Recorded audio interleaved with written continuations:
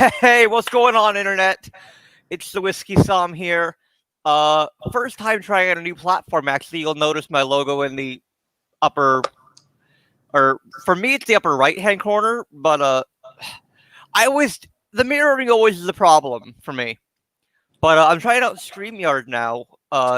Just make it easier to go live. We can do custom backgrounds, broadcast to multiple platforms at once. And if you'll notice also, I'm in a different room than I usually am when I'm doing my spirited lives. I'm actually at home today, and I decided, because my dad, his girlfriend's got back into town, and they haven't come back with a negative test yet. I'm like, okay, you know what? Play it safe. But that's enough about that. I'm really excited, guys. You'll see the whiskey over my left shoulder. I'm not even going to bother to try that again because, oh, hey, I actually kind of got it. Maybe I'm actually not so terrible at it. There we go. Yeah. You'll see I have all 4 little books released to date. Now I think this is going to be an ongoing series. So, when 5, 6, 7, 8 come out, we'll do another tasting of those all together. But I'm really excited. I actually haven't had a little book since, the pre-release actually at the Victorian, the Basement Tavern in Santa Monica with Freddie. And a little book, as I mentioned, is a creation of Freddie Noe, who's going to be the 8th generation Jim Beam family member, 8th generation descendant of James B. Beam to be distiller once his father, Fred Noe, steps down. So I'm going to shut up now. I'm going to introduce our fantastic guest. I'm really excited to welcome my friend, my colleague, Beam Suntory's National American Whiskey Ambassador, the Bourbon Vivant, Mr. Colonel Adam Harris. How you doing, Sam? I'm doing well, man. How are you? I'm doing all right. You can keep talking, too. I like the way you were talking about the TNT and things up there. Okay. Little book, huh? Here we go. That was a perfect intro, talking about Freddie and how he's already kind of taken the reins a little bit. He got the keys to the car a few years ago at the ripe old age of 30. And has been that's really when Little Book 1 came out, really. Yeah. That was his first project. Yep, it was. First official project, anyway, to come out. He tells a story about kind of part of the inspiration behind Little Book was a challenge from people at the distillery was to come up with one sort of interesting flavor project and then to come out with one real authentic whiskey project. And Little Book was the authentic whiskey project that he started to work on at that time. And then the flavor project that he did, he's a big Hawaiian Punch fan. And so he had done a Hawaiian Punch flavored spirit. And I got to try that. As he'll say, we're very lucky that never saw the light of day because he said it was pretty awful. But we got some that great reminds me of growing up. Yeah, we'll do the Hawaiian Punch at home, or you can chase your whiskey with that if you want. But hey, you know what? The only wrong way to drink whiskey is the way you're not enjoying it. That's right. I totally agree. And that's something I really try to preach. I try to explain to my guests when they're visiting me at the bar, and they're like, "Well, can I put ice in this?" Yeah, why not? Absolutely. Was it sacrilege? No, not at all. My only suggestion is if you've not had it before, to try it neat. Yeah. If you don't want to try it neat, you still want to put ice in it, go right ahead. Yeah. That's my one suggestion, is always try it neat first. Well, I'd say that we're of the same mind. It's the way that I approach a new whiskey for the first time. It's the way that I suggest people try things for the first time when we're doing tastings together. And then I like to say keep a little water handy when you start kind of getting into that 90, 100 proof. And I'm from Texas. I like my drinks cold. So anytime you see me drinking a whiskey that I like, I'm drinking on the rocks.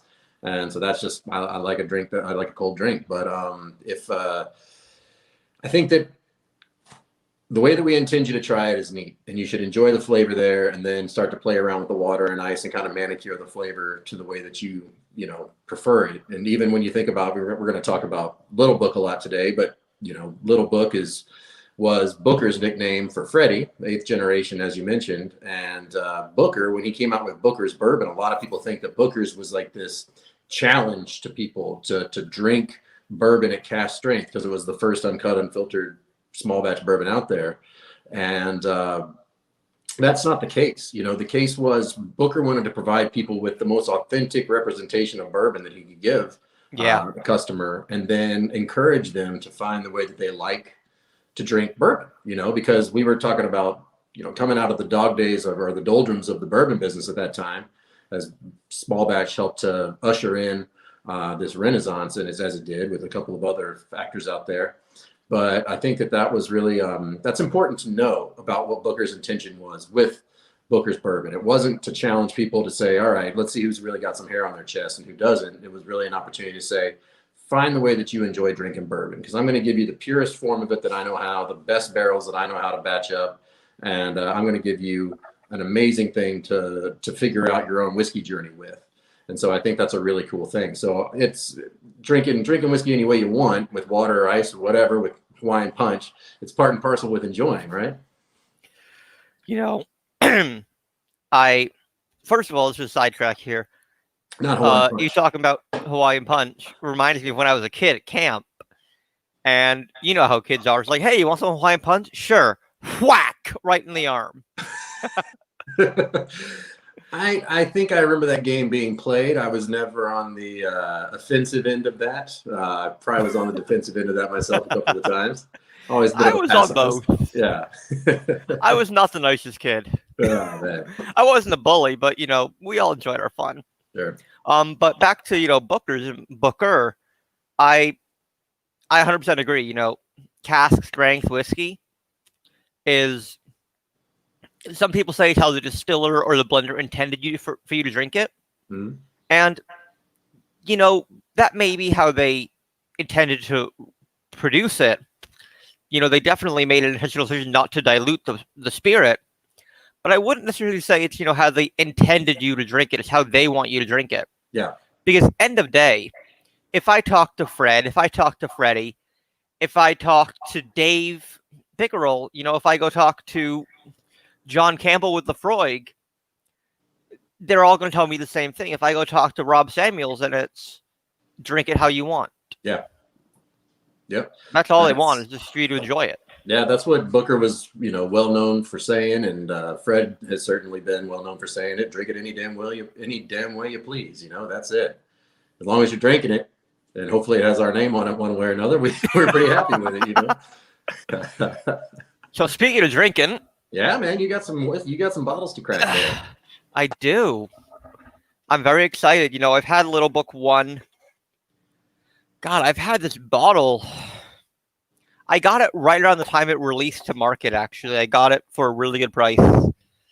And I've been waiting for a good reason, good time to open these. Yeah. There's very few whiskeys in my library that will never be opened. And I call it a library now, not a collection, because of that fact that there's only 2 or 3 things that will never be opened. There you go. One of them is a mini from Whistle Pig, from Days Memorial in Kentucky. Okay. And, you know, that's not a regular Whistle Pig mini. It's a blend of his different products that he made.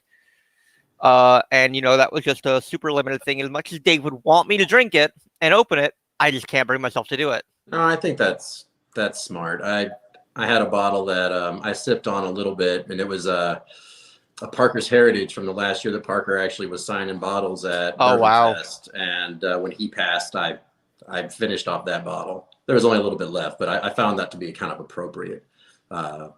Absolutely. You know. All right. What's your other one? What's the other one that's not going to be open? Easy. Oh, yeah. So the other one is a Garrison Brothers boot flask, as they call them. Okay. Yeah. It's the 2019, I think, is the regular small batch. Mm-hmm. And it was from when I went out to the distillery after I left my bar in Beverly Hills that I was working at. I went on a brand trip with Garrison. Mm-hmm. And when the last day came, they gave us all little gift bags, and in it were 375 boot flasks that Donis Todd, the Master Distiller, had signed. And he signed mine, cheers, enjoy whiskey, Sommelier, Donis Todd. There you go. So I cut the wax off of it because they also waxed it. Yep. Redipped it, and then stamped it with my ring. I don't know if y'all can really take a look at that, but there's a little bit of a signet on my ring. It's for my corporation company, Sam Green Enterprises. and that was the thing I stamped it with. So that is just standard Garrison Brothers, and it's just not going to be open. Be that sentimental value on that one, and those That's are super cool. the two things that aren't going to be opened. That's super cool. Yeah, Dan's a good guy. I've been out to his distillery. I actually took Bill Samuels out to his distillery many years ago, and we had a nice time visiting with him there. And I've seen him kind of out on the whiskey circuit several times since then. But he's a good guy. I like, as a Texan, it makes me happy to see people doing good stuff with whiskey here in Texas. Absolutely. Yeah. Oh, so, wow. Little Book. You want me to talk a little bit about Please. I'm just the idea behind it? I'm sticking my nose right in here. I'm enjoying this Utah now. Do you think?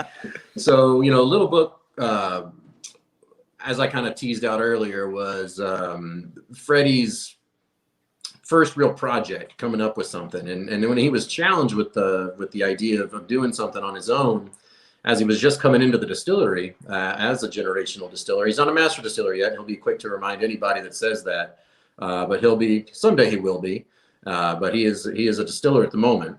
But he didn't feel right kind of finding some single barrels or doing a small batch or anything like that, because he hadn't made the whiskey. This is his dad's whiskey that he's working with, and sometimes his granddad's whiskey that I might be working with, or other people's whiskey from around the world as they might be working with, as we'll get into the story a little bit more. But he thought that he just didn't have the right to go and find a single barrel or small batch, whatever. And he decided that what he wanted to do was sort of rely on what his talents were that he had at the time, which he still has and is sort of really refined and will continue to refine as a tool. But his palate is really fantastic. And so he's got a great sniffer. That's what his dad says. And he's got a great taster, so he knows good whiskey. Even before he was working at the distillery, he was, well, let's see here. The story goes, he had just started, and he was working maybe in yeast management or something like that, or fermentation management. And Fred was away. He was on the road doing one of the many things that Fred does on the road. And so a batch of Knob Creek had come through, some samples had come through on his table, and Freddie had started to taste them, and he knew that something wasn't right. And turns out that, the people that sent the samples were saying, no, this is right, this is what this is. And Freddie's like, no, it's not correct. And lo and behold, after another test, they figured out that they weren't sending the right samples his way, and that he saved, a batch of Knob Creek from going into a different direction. And wow. That's a pretty big deal, to be able to kind of just know that at the ripe old age of, late 20s, early, maybe 30 years old at that time. And so really kind of, that's when his dad, the light bulb went off with Fred that, his son had an amazing palate, much like his granddad, Fred's dad, Booker. And so what Freddie wanted to do is he started thinking about what this project was going to be, how he was going to express himself in the world of whiskey, was he wanted to do blends. And I think that it took a lot of confidence in himself to do this, because he, was going out on a limb to try and do a different style of whiskey that people hadn't been doing. And because you didn't see a lot of straight blends up until the point that we started doing Little Book, or he started doing Little Book. But then also... And just real quick, I want to jump in here on the topic of blends. Yeah.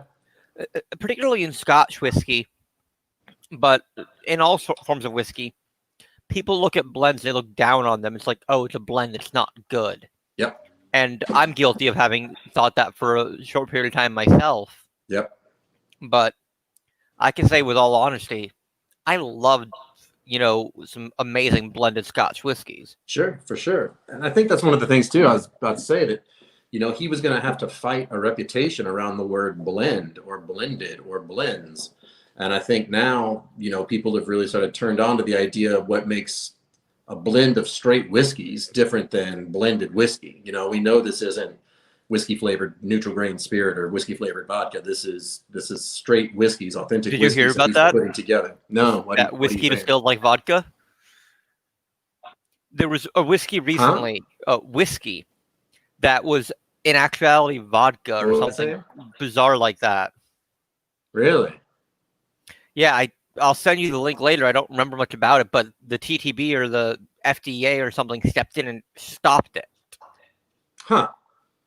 That's wild. No, I hadn't heard about that. Was that just recently, or? last couple of weeks. Okay. Yeah, I hadn't seen that. I've been trying to keep in touch with the Mark Brown and all the announcements there, but okay, must have slipped by me. But that is interesting. That is interesting. But yeah, so really kind of stepping out and forging new territories and innovating and bringing a new style of what we know at our distillery for sure, and kind of what the bourbon business has been knowing, really kind of introducing something new. So what he does is he figures out a story that he wants to tell with each blend, and he finds whiskeys that help him to tell that story. So straight whiskeys from around the distillery. There could be, some could be rye, some could be corn, some could be brown rice, as we'll talk about a little bit later.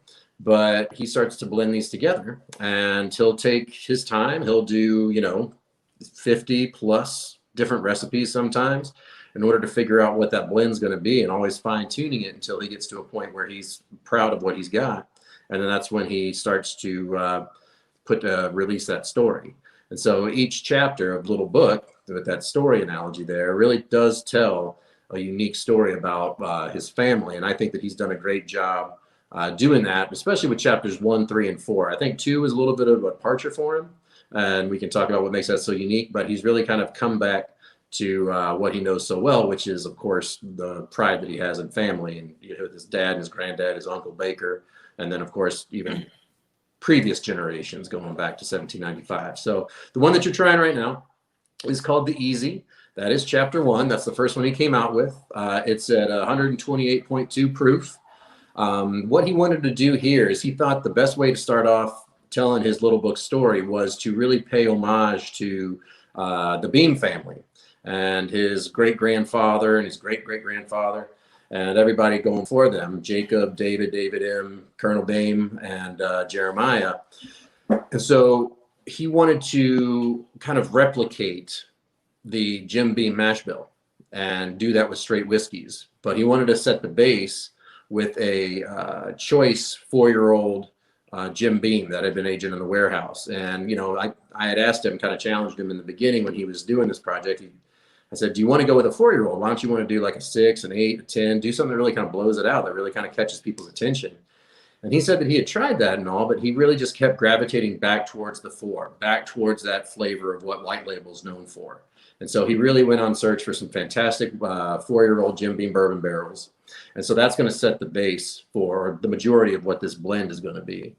And then he wanted to then take the minority of the blend and reconstruct a loose facsimile of what the Jim Beam bourbon mash bill is with straight whiskeys. So yeah, so we have a 13-year-old corn whiskey that has been aging at the point of his project here. So he uses the percentage that we would use for our mash bill, which we don't disclose. People think they know it, but it's 3 numbers that add to 100. So it's 13-year-old corn whiskey, and then that's complemented by a 6-year-old straight rye whiskey, which is then complemented by a 6-year-old straight Kentucky malt whiskey.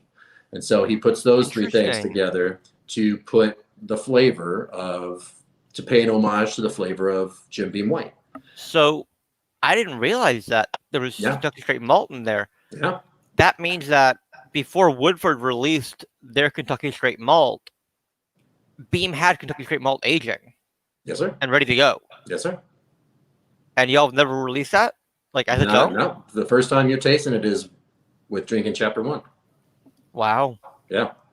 That's not to say there's not some experiments going on right now with continuing that project that might be pretty damn delicious, if I might say so. But we'll see what happens with that. Yeah, we'll see what happens. Sometimes I'm jealous of your job. Sometimes it's not so bad. So it's always great. But so this when I first tried it with him, I remember sitting there in the room and I was kind of joking with him, but I was like, "You made this? You did this?" And he got upset with me. He's like, "Yeah, I made it. What are you talking about? I made this." And I was like, "I'm just kidding, man." And so he still doesn't let me live that down very often. But I wouldn't either. One thing I did tell him was, I was like, this tastes like the best Jim Beam White I've ever had. And that's when he kind of clued me in with, that's kind of the idea there. So I think that he really came out of the gate hot, just really succeeding with his first blend. And he tried several different recipes, but this was actually his second shot. So this is the second recipe that he put together as far as blend ratio goes. And then he continued to try, but he kept going back to the second one. So the fact that This was his first attempt at his project, and he got it on the second recipe. I mean, I don't mean to brag on him too much, but it's pretty That's awesome. really impressive. Yeah, really impressive. Really impressive. I'm What do you think?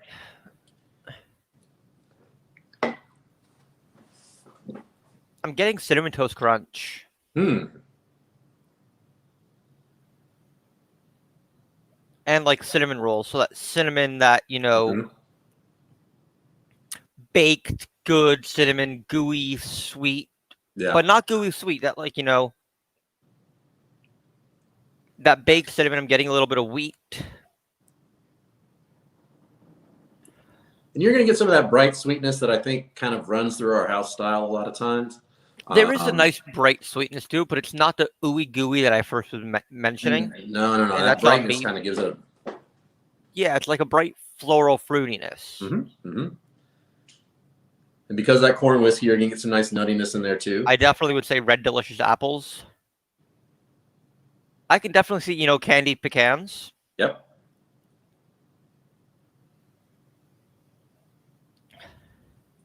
And I think what he did, to be able to balance all those flavors together and to not make it overly complex, but just complex enough to really kind of delight your palate. Absolutely. Is really just a great job. Just a really blending great job. Is an art to blend whiskey. Yeah. And that's something else I want to touch on, is that a lot of people don't realize, especially I want to touch on it with bean brands, is that almost everything is a blend. There's definitely single cask bean products, but that 24 cases of Jim Beam Black label in your back room, those aren't from a single cask. Yeah, no. We put together 800 to 1,000 barrels to make a batch of Jim Beam Black. We put together 1,000 to 1,200 barrels to make a batch of Jim Beam White. Knob Creek, we might batch out 300, 400 barrels. That's a small batch for us, given what our potential is. Then I'm glad you bring this up, because this is something that I talk about quite a bit, and I think that Little Book and Legion have really given me the platform to talk about it out there in the world, whether it's virtually or in the real world these days. But I think that, over here in the United States, we love our distillers. They tend to be the familial figureheads of our whiskey business domestically here. But then when you go across the pond or to different countries, Japan especially, you really celebrate the blender. Fukuyo-san. Yeah, Fukuyo-san, exactly. So we don't really celebrate our blenders so much here, but I do think that it's past time that we start to really kind of shine a light on how masterful our blenders are here too. Just because they don't have the master blender or chief blender status that they have around the world, we really have a great team that does an amazing job. And as we saw age statements disappear, people were worried about what happens to Jim Beam Black if it doesn't have the 8-year on it. Well, you know what happened? It went and won an award. So, and that's a testament to what those blenders do. So yes, I never had Black Label when it was age stated. I've only had it afterwards. I'll bring you some next time I come out to Los Angeles. I keep telling people, it's some delicious bourbon. Yeah. I don't care that it's not carrying an 8-year-old age statement. Yeah. Jim Beam Black, especially for the price you can get it at sometimes, supermarkets out here have like crazy prices, like 2 for 1 almost. Yeah. It's insane, and it's a great, easy daily drinker. It's a delicious bourbon. It's my highball bourbon. It's my lower proof bourbon for when I'm around the house, and it's just, I love Jim Beam Black. I love Jim Beam Black. Yeah. But yeah, I mean that to not miss a beat and to actually improve, that's all blender right there, right? And so we have this awesome opportunity with Freddie doing really crafty stuff with Little Book, but then to really shine a light on how hard it is to stay consistent blending 1,000 barrels together. That's an amazing thing, right? It is. Going back to the Little Book one, the palate, it amazes me how one's palate develops over the years. Little Book 1 came out about 3 years ago now, right? We're in our 4th year now, so yeah. About 2007. Well, let's see here. 2017, I guess, was the release on number 1. 2017, yeah. Yeah, 2017. And when I first had it, I was blown away, and I still love it. It's delicious whiskey. But palate has adapted so much that it's no longer, I don't know. I find it actually easier to taste it now and easier to look at it. Well, I mean, you've matured as well. You know, you've tasted A little bit. hundreds of different whiskeys since the last time you tried Little Book Chapter 1, right? So now you have Literally a bigger, hundreds. yeah, Again, I haven't had it since that day Freddie was in yeah. town. I mean, you wrote a book in the meantime, right? Yes, I did. Yeah, If you don't mind, may I? please. Anyone who wants to pick up a copy, Beginner's Guide to Whiskey, Traditions, Types, and Tastes of the Ultimate Spirit. Link is in pretty much every bio I have: Instagram, Facebook, YouTube. But it's beginnersguide-to-whiskey.com. There's a little bit of a DNS error right now, so it only works if you put the E in whiskey. But later tonight, it should work without the E as well for all of our Scottish friends who, yell at me that I spelled whiskey wrong. No, you didn't.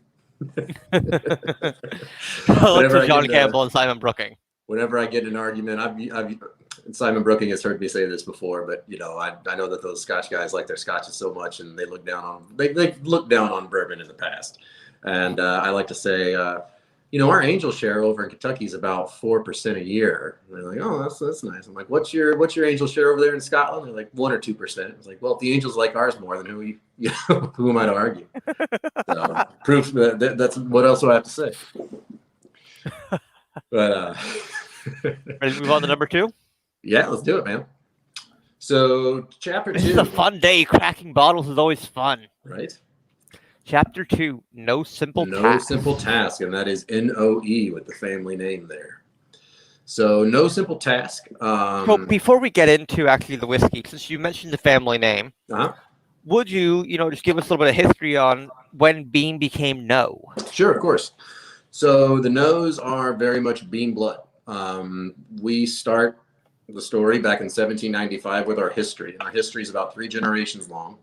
It starts with Jacob Beam, a man of Bavarian descent who rolled off his first whiskey in 1795, as I mentioned. His son David, and then his grandson David M. really started to build the family business into our first commercial success, which was Old Tub whiskey. And Old Tub's out there this year as a commemoration of our 225th year. Some of your fans and you, yes, I finished a bottle the other night. It was delicious. We're sort of celebrating our roots with that and celebrating that history. And then with our 4th generation, Colonel James B. Beam, then we really start talking about the foundation of the business. Because when he took over, we saw the transition from Old Tub to Colonel James B. Beam to then Jim Beam white label bourbon. And then that began our journey into what we are now as the successful business and bourbon business folks that we are. And so the Colonel had a son, Jeremiah, and Jeremiah is who we consider to be our first sort of global ambassador. He was a bon vivant in his own right. He enjoyed being out and mixing it up. He liked being at a Bourbon vivant. he may have been the first Bourbon vivant. But he enjoyed being at the country clubs. He enjoyed hitting the links. He enjoyed being out in bars and restaurants and on the scene with his wife. And so all of that travel around the country and enjoying his time at home in Louisville, he didn't have a family. However, the Colonel did have a daughter, and she had married into a family with the last name of Noe. And one of their sons, Booker, showed an interest for the business and an ability for the business of making bourbon. And so the Colonel and Jeremiah brought Booker into the fold, and he learned how to make whiskey under Jeremiah, a little bit under Colonel, and then with Carl Beam too. And so that's when you see the name Noe as far as like the head of the distillery change, and then Fred and Freddie since then. But that's where you have it. It's the same family tree with the same Beam blood. It just sort of forks right there on that branch. And then you have Beams all over the industry that have, there was a Beam at Heaven Hill ever since Heaven Hill began until Parker passed or until Troy left. And then you had, when Maker's Mark, our sister distillery down the road in Loretto, when they got started, Mr. Samuels needed help with distilling, or he knew how to distill, but he needed a manager. And so he hired a guy named Elmo Beam. And you see Beams pop up in the history of a lot of other distilleries. I think early. You got Steve Beam over at Limestone Branch. Yep. And of course, like the new generation too. There's Ben Beam over at Michter's, and he is He's Baker's nephew. So it's an amazing family tree, not just the Beam family tree itself, but the bourbon family tree, and then how those two will sync up and overlay one another. It's a really special thing, because they're kind of like the first family of bourbon, aren't they? That's absolutely right. And I believe we we mean that twofold, because when you look at our family tree, our roots grow deep, 225 years. Nobody else can tout that sort of lineage. But then also our roots grow wide with the influence that we've had over the business in general. So it's a really amazing thing to, daily represent that history out there in the world. It's an awesome privilege. Powerful, thinking about the legacy that this family is creating and has created. Yeah. And one thing I found is that people in whiskey, not just the Beam family and the Noe family, but I've met several of them, but people in whiskey are always excited and eager to chat and talk about whiskey with you. It's one of the few things I enjoy more than having a drink is talking about it. Yeah. When I'm at work, I'm not touching this stuff when I'm at work, but I get to really geek out and nerd out with my guests. And, I get to be you basically for a couple hours when I'm at work. Yeah. When I was behind the bar, that was what I loved the most, was just hosting a party for every single person that came in. It was your job to, well, not everybody wanted to have a party hosted, so you took care of them in the way that they needed to be taken care of. But just when people came in wanting to have fun, you just kind of customized a party for every single guest that you met. And it's such a cool and fun charge to have at a job, right? Yeah. So get into that number two there. So that's No Simple Task. And again, going back to that Noe name there. This is the one that I think is a real departure for Freddie. I think that he wanted to see how he could sort of start thinking about different flavors. And it's really rye heavy. Yes. So this happened shortly after he had spent some time working up in Alberta and visiting with the Alberta guys. So this is the one with the Canadian whiskey in it. Gotcha. Yep. And so what you see here, and I'll start off by saying that anytime that he ever does anything, and anytime he might ever go outside of our borders, he is always going to make sure that the majority of the base and the blend is going to be a Kentucky product. So the majority of this blend is going to be an 8-year-old Kentucky straight rye whiskey from the distillery. And when I talk about a Kentucky style whiskey or Kentucky style rye whiskey, by and large, from the larger producers ourselves, Heaven Hill, Wild Turkey, minus any little experiments or one-offs, we're talking about something that's kind of around 51% rye. So you get that spice, but you also have that nice backbone of corn in the mash, which is going to help carry to that nice long finish instead of just finishing kind of quick and dry like a high rye will. So we have that Kentucky style rye, 8 years old is the base. And then that's going to be complemented by a 13-year-old Canadian rye, which on its own is delicious. And you're going to get a lot of fruity notes coming from that. And then the kicker here that really makes this unique is a 40-year-old Canadian whiskey. Really? Yeah, 40-year-old Canadian whiskey. And I get a lot of the drier notes, some of the peppery notes, and I catch a little bit of cedar in this one. And this is going to be bottled at 118.8 proof. Now, I have a feeling that because you mentioned cedar is now why I'm picking that up. I think it's kind of obvious. I don't know. I was just focusing on was leading the witness rice. On that one. I was getting the candied rice sweetness before. Mm-hmm. And that's just me. I picked that up just a touch. I get that, and I think it's coming from that. I get marzipan. That's the word, right? Marzipan, yeah. That kind of nutty, sweet, dessert thing, right? Yep. Cool. I'm like, that's the right word, right? Marzipan is one of those little, My father chimed in and said, "Bourbon vivant." Great. Thanks, Dad. There you go. Thank you, Mr. Green. But yeah, I think marzipan is one of those. I was just talking last night in a tasting that in bourbon, there's a couple of real treasure notes. I think that we were talking about Knob Creek 12 at the time, and I think that Knob Creek 12 is a big cherry bomb. And I think that anytime you have the chance to appreciate cherry or enjoy cherry in a bourbon, that's just a special moment. I think marzipan's another one. I think You know, when you get butterscotch, that hard butterscotch candy, maybe in some of those old Dusties. Werther's Originals. Yep, when you get those flavors, that's just a special moment in drinking. And so if you're picking up marzipan right now, then you're having a good moment. So lower in proof, this is going to be recipe 29. So he did at least 29 blends before he returned to this shot here. So you really see kind of him fine tuning, playing around with Kentucky rye, Canadian whiskey, and getting those flavors to kind of match together, or to blend in a way that, you know, again, one doesn't overcomplicate it. Everything works in concert very well. It's definitely, you know, well balanced. Like you said, it works in concert. Mm-hmm. And I think it's completely different. I mean, obviously it's different, but I think it's a completely different flavor profile from the first batch, or from the first chapter. Like night and day. Yeah. And, you know, of course I have them behind me so I can go back and taste them in a little bit if you want to revisit. But the first chapter was much less nutty, actually. It was more, you know, corn sweetness. You know, it's got that typical bourbon and that charred oak, you know, the vanillins, the caramels. This is a little higher, obviously, like you mentioned on the rye. And that really shines through and brings out a much more nuttiness. There's a little bit of that rye candied sweetness to it, but there's also, you know, that white pepper and that, you know, kind of clove that, you know, on the finish especially. Yeah. So this isn't the only product where we kind of mingle a little Canadian rye and American rye. We've done that with our Basil Hayden dark rye, where we take Kentucky rye in the majority, highlight that with a little Canadian rye, and then add some port wine to it.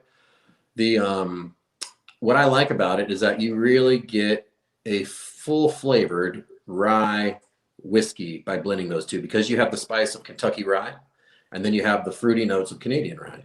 And that just really kind of makes a really nice, well-rounded whiskey experience. Put that box down there, because I have to make some room on the desk for the next bottle that we're going to start talking about. The Road Home. This is a special bourbon. This is truly a special whiskey, in my opinion. This is really Freddie coming back home, obviously the road home. This is, again, him paying homage to the family history. And this really pays homage to his grandfather, who innovated the small batch collection, as we mentioned earlier, Basil Hayden, Baker's, Knob Creek, Booker's, his namesake. And so what he wanted to do here was give folks the opportunity to try our small batch collection in a way that you won't be able to again. It's just really unique ages, all at cask proof. So the majority of the blend here is going to be a 9-year-old Knob Creek. That is before the age statement went back on Knob Creek earlier this year.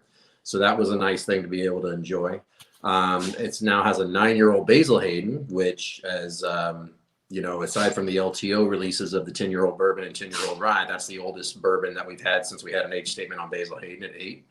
We're making up the minority here. We've got an 11-year-old Booker's, which is outside of the regular range. Booker's touts a 6 to 8 year range. And unfortunately, because Booker's have become very popular lately in the last several years. And unfortunately, it's kind of meant our age range kind of lives more between 6 and 7 years than 6 and 8 years. But that's just barrel economics at that point with supply and demand.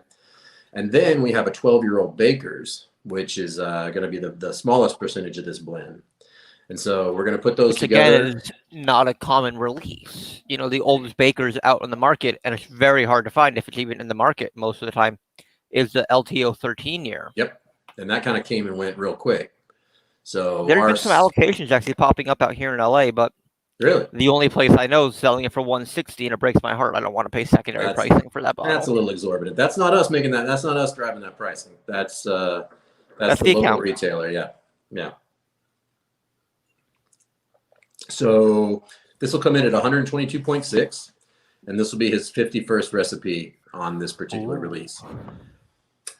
Obviously, putting all those fantastic bourbons, which, you know, I certainly love with all my heart and know like the back of my hand, and I'm sure you are the same way, Sam. I mean, putting those together at such a there you go. I wasn't even doing it on purpose. Good catch. in my opinion, and I'll say this flat out, I thought that this was going to be the whiskey of the year last year because I think it's just effing delicious. It's special. It's something. Mm-hmm. I mean, it's everything. It's everything. You know what? I'm not gonna, I'm not gonna get buried with it. Let's go ahead and I'm gonna open up one of my road homes too. All right. There we go. So a little context before we went live today, Adam and I were talking, and he said, I'm going to join you for, a couple of them, but I'm not going to open up my 1 and 3. Was it, or your 2 and 3? I can't find my 2 right now. I got it hanging around here somewhere, but I wasn't going to open up my 1 or 3. But this 3 is so good, and I was watching you enjoy that aroma that I've got to. Hey, what can I say?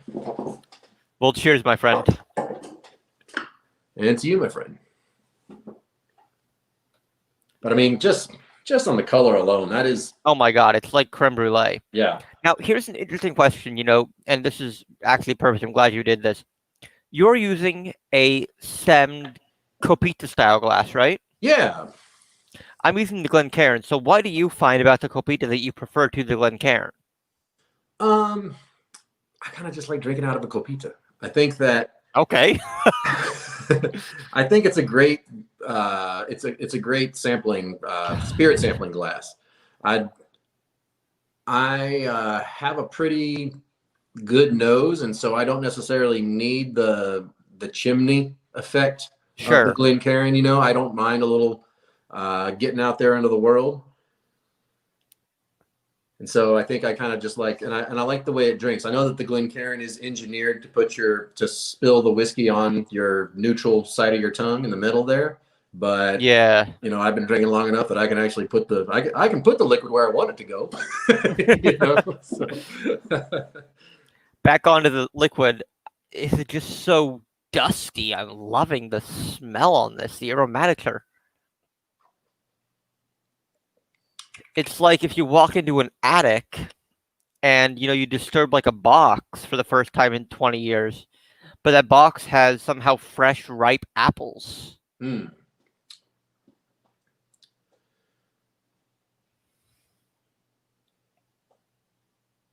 There's a little bit of orange on the back notes. There's so much like fruit and baking spice in there. A lot of cardamom. Yeah. And then I think it's just a really dynamic drink from start to finish. It does a lot of backflips. Oh my God. This starts out cool, literally cool. Yeah. And mellow and slight caramelizing sugars, mm-hmm. and then explodes. Mm-hmm. Mm-hmm. Rye or like a white pepper, a little bit of like rye, a touch of wheat. I want to say there's like a malty characteristic to this as well. The vanillins, the oak char you're getting from the barrels, it's all present. Just that, how it sort of blossoms in the breath. I think that's your retronasal, right? And the way it kind of just, I believe it picks up there. It's really cool. And that finish is just long and it's lingering. And I think I kind of think that's the Baker's kicking in a little bit there, to be honest, because I think the Baker's has one of our longest plum finishes. Either plum or grape.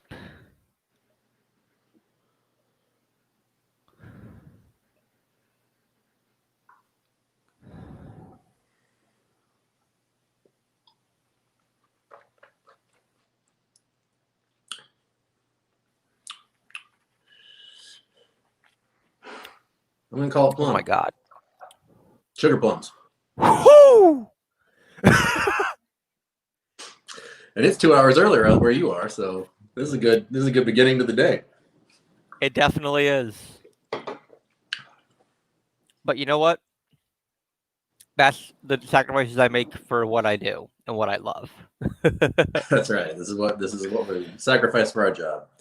I'd say take a little drink When of I water with that switched too. It's really nice. Sweetens it up quite a bit. Now you get some of the kind when I of swished it gingerbread around in cookies. my mouth, is my water dropper at reach? No, it's not.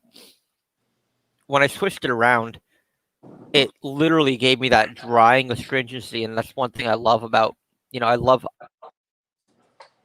I look for whiskey that gives me, usually I look for it and like, all right, I'm just taking a sip off of it, it gives me that drying, it's not I'm swishing it around, it gives me that drying. But I do look specifically for that in a whiskey. I love it when I find a bourbon or a rye or a scotch that gives me that astringent drying characteristic. Yeah. Come here, dog. You want to come say hi? You want to come say hi? You're interrupting, so you must want to come say hi. Doggy. Hello, hello dog. Here, let's come say hi. Let's see you. There's a Chewy. Adam, dogs are always welcome on this channel. That's Chewy. She doesn't make guest appearances very often. Oh, hi, buddy. Hi, sweetie. Oh. All right, dog. She is adorable. What breed is she? She's a Briard with a haircut. So she's a 80-pound French Shepherd. Oh. Yeah, she's sweet. She's kind of dumb, but she's sweet. My 30-some-odd-pound Wheaton is in the other room right now. There you go. So they look kind of like a Wheaton, especially with their haircut. Yeah. Yeah. Cut from a similar cloth.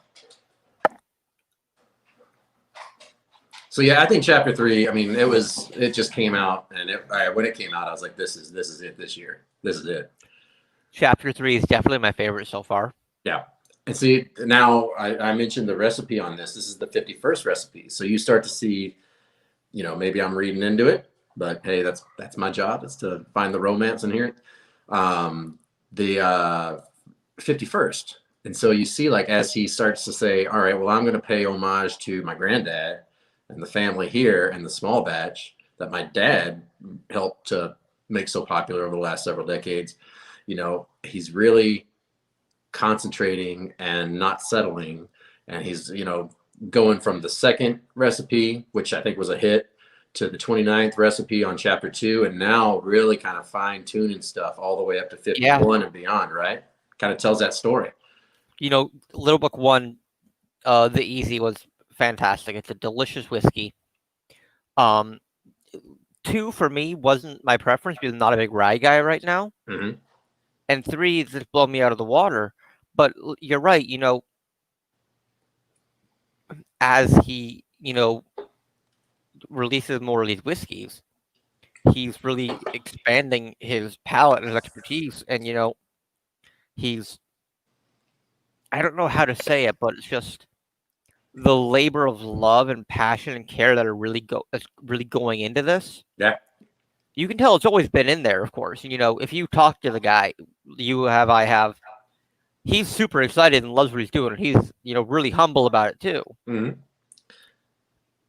It's just fascinating to see, 22951. Like, I guess the best way to say it is, like you said, he's not settling.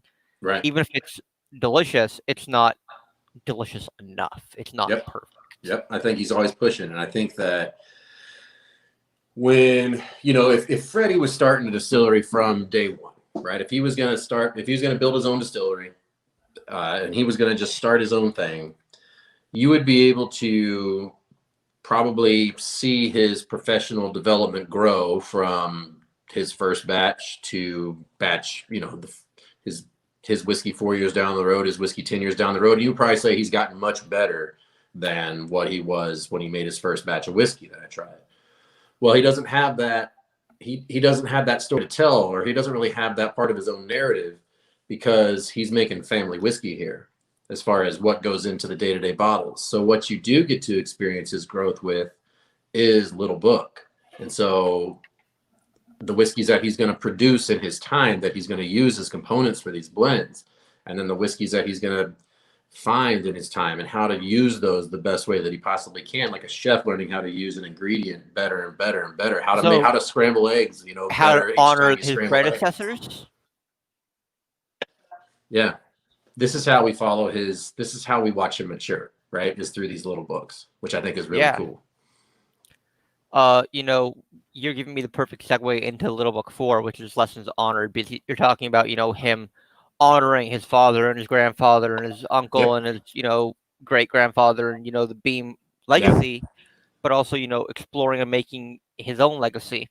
Yep. And that leads us into the most recent release called Lessons Honored. Lessons Honored. So this is a really cool whiskey too, because again, I'm gonna be honest, and I agree with you. Like chapter 1, I really enjoyed. Chapter 2 is a little bit of a different experience for me. Chapter 3, it's back on track, and I think that when he leans into the story of his family, when he leans into like the legacy and things, you really start to see like how passionate he is about them, and then that really kind of represents itself or manifests itself with the whiskeys that he blends. So with Lessons Honored, what he wanted to do was really kind of he wanted a tribute to his dad, and he wanted a tribute to his granddad, and he wanted to also set himself in that lineage with stuff that he's done. So one thing you'll remember the Harvest Collection. Not everybody will remember the Harvest Collection, but it was something that I still Booker have had some in done. the closet, Yep. actually. It was something that Booker had done years ago while he was still around, where he and Fred and a couple of guys from the distillery, Jerry Dalton and Larry Krigler, I believe, they took the distiller's rye flavoring grain from a bourbon, and they decided to replace it with 6 unique grains. So there was like they did a wheater, they did an Red extra Winter high Wheat. rye, they did a malted bar, they did a rolled oat, they did a 6-row barley, they did a triticale or triticale, depending on how you want to say it, same thing. And then they did a brown rice, and it turns out the brown rice was the most popular. And so as Freddie was when we released it, and as Freddie was kind of beginning his career in earnest, he went and worked on the rice farm in Arkansas that we get the rice from, and got to know that product pretty well. And so he's been working on a brown rice bourbon. And the base of Lessons Honored is going to be everything that he has put into actually making. So when I talked about when he started this, he didn't feel right about, just getting single barrel stuff because he didn't make it or mature it. Now we have something that he's made, which is that brown rice bourbon. So he's got a 4-year-old Kentucky straight brown rice as the base. And then he's going to pay a tribute to Booker, his granddad, with a 8-year-old Kentucky straight high rye. And this is a tribute to Booker because this is what the Booker's rye is made out of, was that high rye. So we talked about Kentucky style rye, which makes the majority of our rye that we do at our distillery. This is one of those special little Easter eggs of that extra high rye. So we're doing, So I want to actually back up just a little bit, if you don't mind, Adam. Sure. Hit me. And I want to talk about a little bit more about the brown rice bourbon base, because America is one of the only countries in the world that recognizes rice as a whiskey distillation grain, which is why, Japanese whiskey, which is essentially just high proof barrel aged shochu, can be sold as whiskey over here. Yeah. Yep. That is interesting. I have my friend Gardner Dunn, who you probably know, who's not really personally, I know the name. Who's the first American Suntory ambassador here stateside. I've known him going back 13 years probably, and I remember when he first got the job with Suntory, it was like, all I do is convince people that our whiskey's not made out of rice every day, and so that's part of his job, and he's done a great job letting people know all the wonderful things about Japanese whiskey since then over here at stateside. But brown rice for us, because we do have the corn base, this isn't a just 100% brown rice by any means. This is a brown rice bourbon. So we start. Okay, gotcha. So it's going to be the flavoring grain. It'll be the flavoring grain. Right. Okay. And this is one of those times. I misunderstood that then. I heard brown rice, and I'm like, well, I missed the bourbon part. I heard brown rice, and I'm like, oh, it's a brown rice whiskey. But I missed the bourbon part, where bourbon obviously is 50% corn. Yeah, so we have a lot of carbohydrates in there between our corn and our rice there in the mash, right? So, but I think that it really adds a toasty component to this bourbon. The brown rice, when I first tried the Harvest Collection, talking about tasting notes, funny thing. Sometimes tasting notes aren't always food or ingredient or edible in nature. So when I first tried the brown rice, I've got paint thinner before. There you go. But you can still drink paint thinner if you want to, right? You shouldn't, but you could. You definitely shouldn't. So the first time I ever tried the Harvest Collection brown rice, I was like, they said, what do you think about this? I said, this is like putting on warm, fuzzy socks right out of the dryer. you know, Nothing like and it's it. just that it's toasty. That's toasty, right? On a cool day or a cold day, getting those nice fuzzy socks out of a dryer. Nothing like it. Yep. And so that When I was used what to I come thought home about from with brown school rice. on LA's cold days, I Yeah. would come home from school.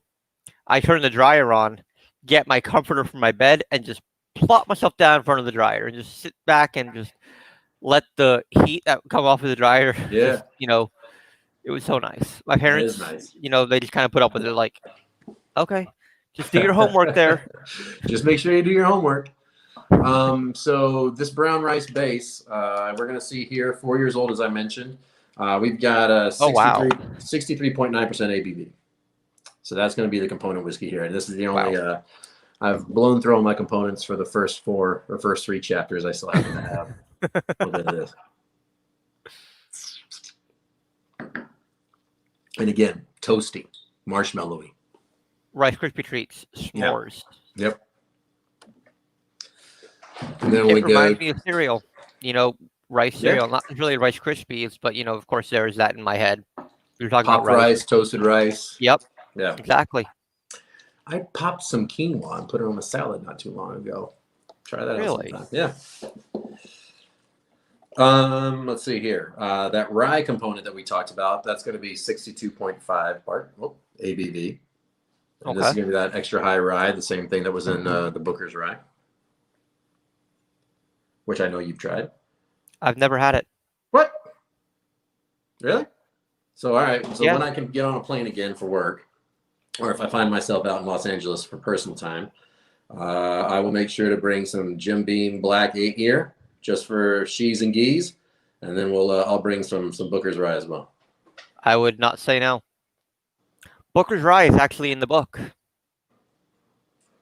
Even though I've not had it, I can, knowing Booker's, whiskeys a little bit, and knowing, General Jim Beam or Beam Suntory rye, flavor, I could best guesstimate how it would taste. And, I gave some short tasty notes of, just general overview flavor components in the book.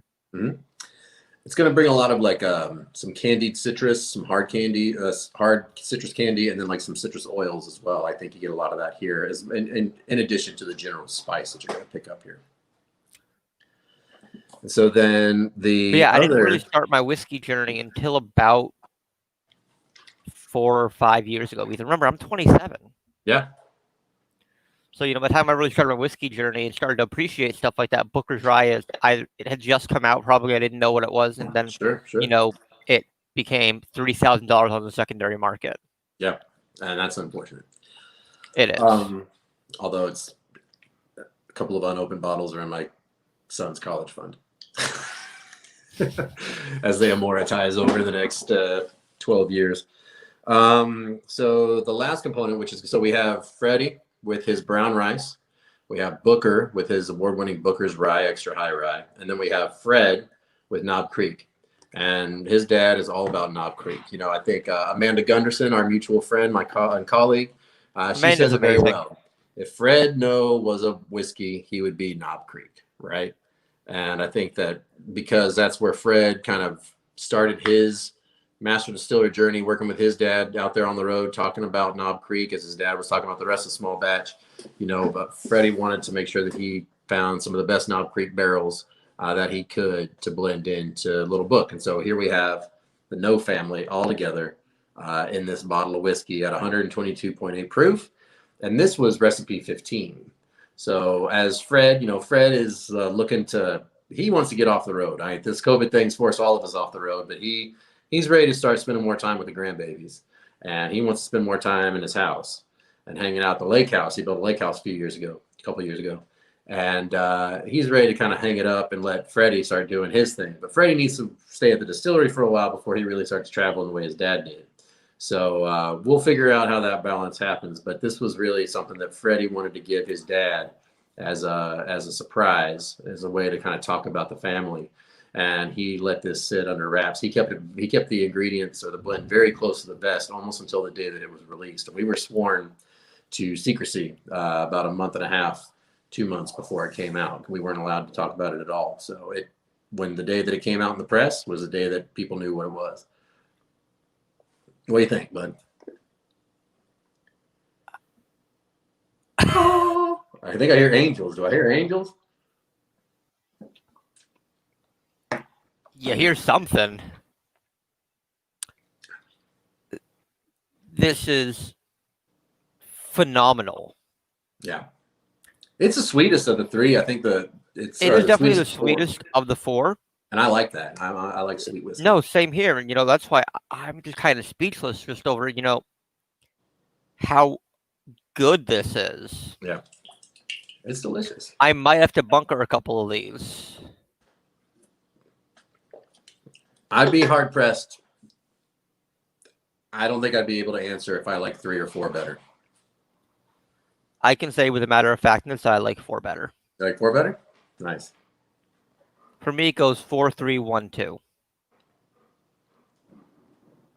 I could probably, depending on what side of the bed I woke up on, I could do 3, 4, 4, 3. But same. Just, it's s'mores, man. Yeah.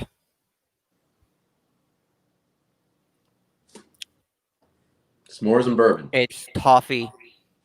It's almonds. It's pecans. It's cashews. It's cherry cola.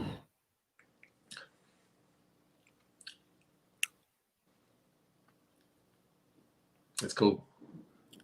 It's delicious.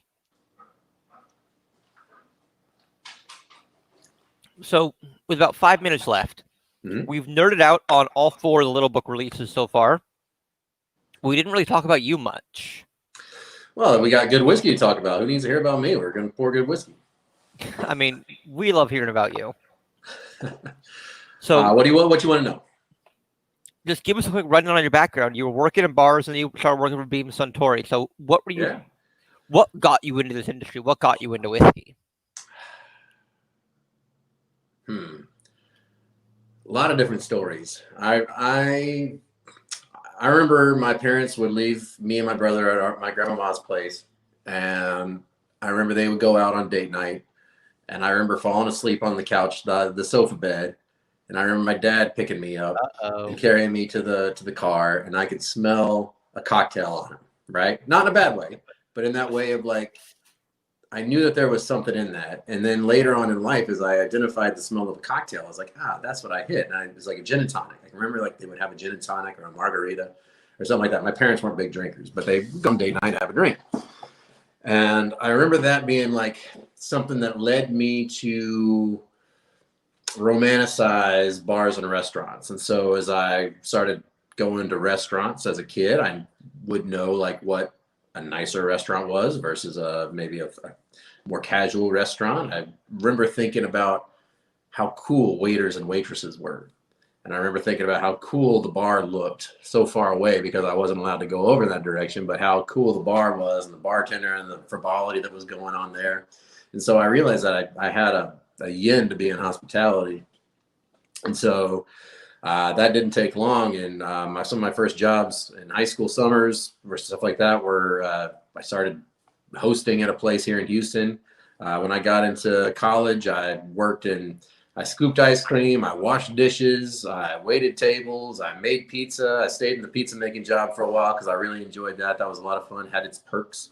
And then when I graduated college, I got to New York and got behind the bar. And one day I didn't have a job for a while, and then I needed a job, so I got a job waiting tables, and I did that for about a month. And I was like, I really hate waiting tables. Just around that same time, the bartender didn't show up to work that day, and so they asked me if I knew how to bartend. I said no. I said, but I like to drink, and I can count to 4. And they said, okay. So I got behind the bar for the first time. True story. The day I graduated college, or the day I finished my last final in order to graduate college, I went to the University of Kansas, and I was walking to my friend's house, or I was walking home, and there was a little liquor store, mom and pop joint that I was going to buy some beer at and go and celebrate. So I bought a 6-pack of Boulevard beer, which is a Kansas City beer, and you can only get it in like the Kansas area at the time. You can get it everywhere now. And next to the register was a little 6-pack of minis in this little tan paper box. And inside the tan paper box were 6 little 50 mLs of Knob Creek. And I Oh, was wow. like, those are really cute little bottles. I'm going to get those bottles and get my beer, and I'm going to go home, and I'm going to drink my beer, and I'm going to drink some bourbon, and I'm going to celebrate being done, right? And so, by the way, I did a victory lap in college. I took 5 years instead of 4. So, I needed to celebrate. So Hey, went you know back, what? I took a victory lap and didn't even graduate. I dropped out. So and here we are, right? So, you're an amazingly successful national whiskey ambassador. I'm a whiskey nerd who published a book. there we go. We did good. I'd say we both landed in good spaces in our I'd say lives. so too. So I get back to the house and have one of my roommates comes home, and I'm like, hey, let's have a beer and a whiskey together. And so we drink a little Knob Creek, we drink a little Boulevard beer, and I'm like, damn, that whiskey is really good. And I didn't really drink whiskey a lot at the time, and I probably hadn't really thought about premium bourbon ever. And as he finished his and I finished mine, I realized that there wasn't anybody else that was going to drink the 4 left besides me. And that's when I really started my love affair with bourbon. And then that summer, before I moved to New York, I decided I was going to learn how to do 3 things. I was going to learn how to juggle, I was going to learn how to play better pool, and I was going to learn how to drink whiskey. I learned how to do one of those, and the other 2 kind of fell by the wayside. And so as I got into New York and I ended up with my bartending career starting, they gave me the platform and the opportunity to try more bourbons. And so the ones that I naturally gravitated towards were, and it sounds silly to say because of who I work for, but Maker's Mark and Knob Creek. Because at the time, talking about the turn of the century, right? Those were 2 of the best bourbons that you could have readily available. And so those were the ones that I talked about the most. And so then Maker's Mark needed an ambassador to New York City after a wonderful gentleman by the name of John Henry left the company. And because I had talked about Maker's Mark and Knob Creek so much, Maker's Mark asked if I wanted to work for him. It took me 2 seconds to say yes. And that's I when would say yes in a heartbeat as well. Yeah. Yep. And that is when my career on the other side of the bar started. But it's all because there's very few things that I've loved more than the bar and restaurant scene, hospitality, being able to share a story, being able to share a drink, being able to make people feel comfortable, making people feel welcome. All that kind of stuff has been very important to me. 100%. And that's really it. I think that that's kind of a driving force. And I think that's one of the things that makes kind of what we're doing right now so hard for so many of us, is because we're used to doing that in person, and that personal touch. Absolutely. So we'll get back my last there. question before we wrap up. Yep. Obviously, I promoted this event to our little chat today. Frequently, it's like, hey, come join me and Colonel Harris, blah blah blah. For everyone who doesn't know you and doesn't know, you're not a military colonel. Can you just explain colonel a little bit? Sure. So there is you can be a colonel of the Commonwealth of Kentucky. And, you heard me mention Colonel James B. Beam a couple of times today. Yes, I did. And he was not a military colonel either. He was a colonel in the sense of a Kentucky colonel. And this is an order that is open to anybody, male, female, however you identify. And it's just a recognition for somebody who has gone above and beyond in spreading the good word of Kentucky. So it's not necessarily bourbon-based people. It can be horse racing. It can be Kentucky cuisine. It can be really anything, as long as you are out promoting what makes Kentucky great. Kentucky Fried Chicken. That's right. And so, yeah, Colonel Sanders. He was not a true colonel. He was a Kentucky colonel. And as I am a proud son of Texas, I do consider Kentucky to be a bit of a spiritual home for me and a second home state. And so I've always had a really nice connection with the people of Kentucky, and of course all of its many products, having lost a lot of money on horses. But this is why I don't gamble. Yeah, I love Kentucky. I do. And so it's been a really great honor it's not even an honor. It's just a great way to live your life, talking about stuff you love and people you love and a state that you love and a state that I do feel home when I'm in Kentucky. And so about 2009, Mr. Samuels Jr. over at Maker's Mark, he nominated me to be a Kentucky colonel, and at which point I gained the recognition and the title of being a Kentucky Colonel, which means I just love Kentucky. I think we all love Kentucky. Adam, thank you for joining us today. Dan, thanks for having me, my friend. Always Cheers good to talk to you. Always a pleasure. Yeah. Hope to see you soon. Indeed. In In the flesh. In the flesh. In the flesh. Yeah. I'll get to Texas maybe soon. You'll meet that beautiful doggy of yours. Yes. Enjoy Denver in the meantime, okay? I will. Thank you, sir. Have a burger at my brother's bar. Thanks, Sam. Thanks, everybody.